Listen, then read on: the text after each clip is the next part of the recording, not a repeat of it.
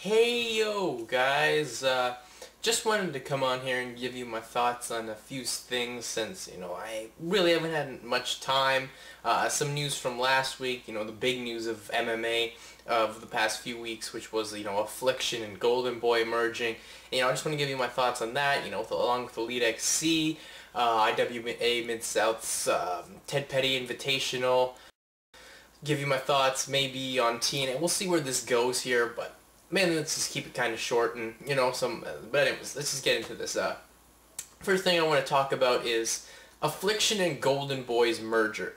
This was announced a couple weeks ago at the latest Ricky Hatton press conference, since Golden Boy's promoting the fight, which is the Ricky Hatton versus Paul Magliato fight.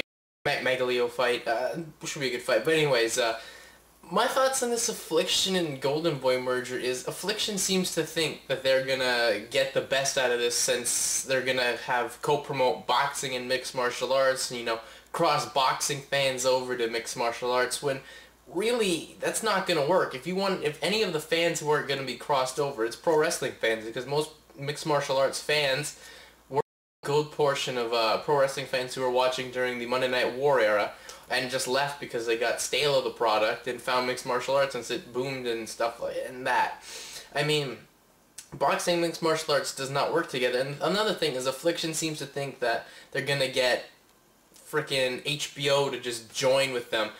HBO has no interest in promoting mixed martial arts, and if Tom Atencio thinks that they're get promoted this way and just automatically get picked up onto HBO, then he's got another thing coming. There's no interest whatsoever in this happening. I don't see how this merger is great, and eventually what I see happening with Affliction here is Affliction will probably just eventually become Golden Boy Mixed Martial Arts. I mean, it's just a joke what they're thinking of. I mean, it's good for Affliction since they get Donald Trump as an investor, and now they get, a good promoter, a guy who can promote the fights, but you're trying to promote boxing fans over, and it never works. Boxing fans don't want to have anything to do with mixed martial arts, nor do mixed martial arts fans want to have anything to do with boxing.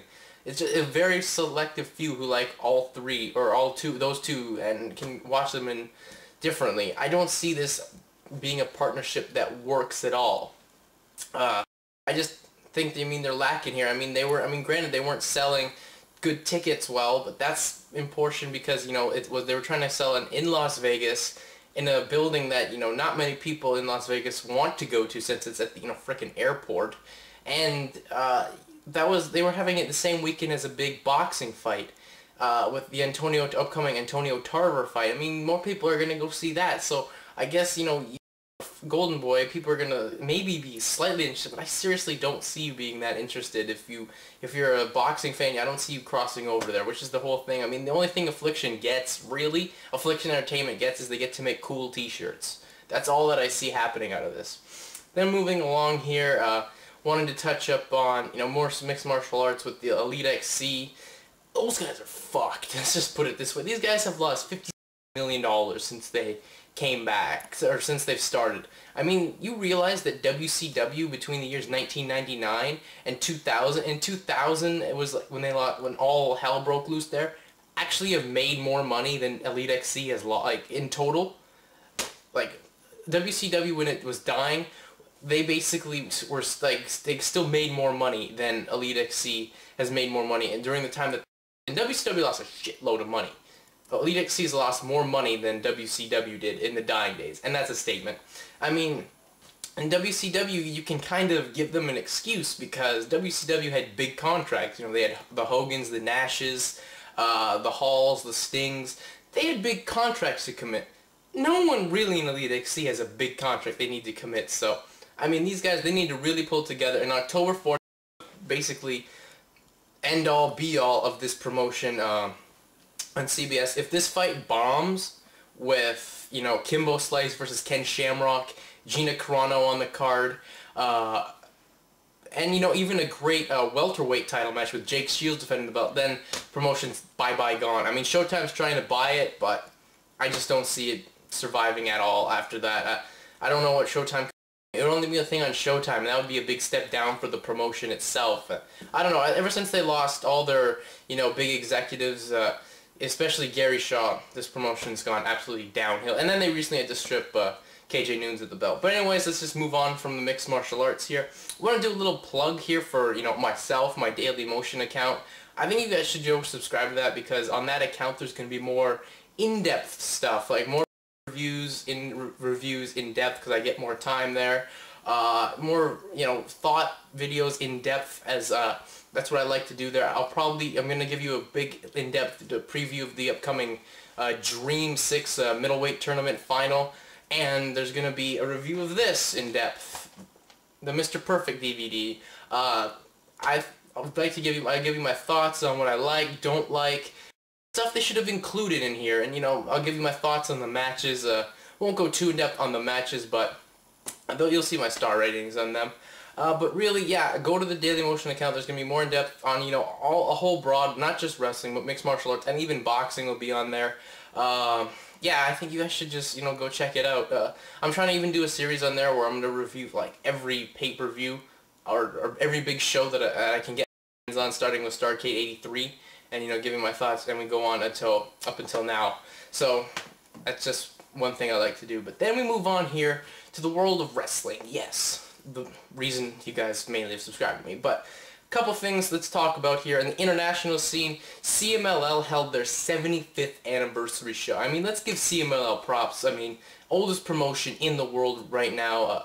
And, you know, they had a pretty interesting show, and a bit of a shocker when Villanova 5 unmasked the Blue Panther, who had his mask for at least, you know, a couple decades there. And I want to give you my thoughts here. Of all the people to unmask Blue Panther, you could have done someone young. I mean, you could have maybe, I mean, I know Hio Del Piero Aguayo has a torn bicep, so, I mean, it wouldn't have been him, but you could have put, you know, Mr. Aguilar, or somewhat of that nature. But Villanova 5, I mean, that doesn't add any credibility, because he's basically a retired wrestler. So it doesn't add any credibility. It goes nowhere. It's like when TNA does something, and like when, I don't know, it's just, why would you do that? I don't understand why you would have someone who's already established do this. I mean, this is a chance. I mean, it would be the WWE having Undertaker lose to Triple H. Like, how do you get Triple H? I mean, it doesn't add any credibility to those guys. So, just want to give you my thoughts on that. But overall, the show was pretty decent. One thing I wish would have happened, because since TNA and CMLL's working agreement, I think, which is the best working agreement in pro wrestling, I will give TNA that.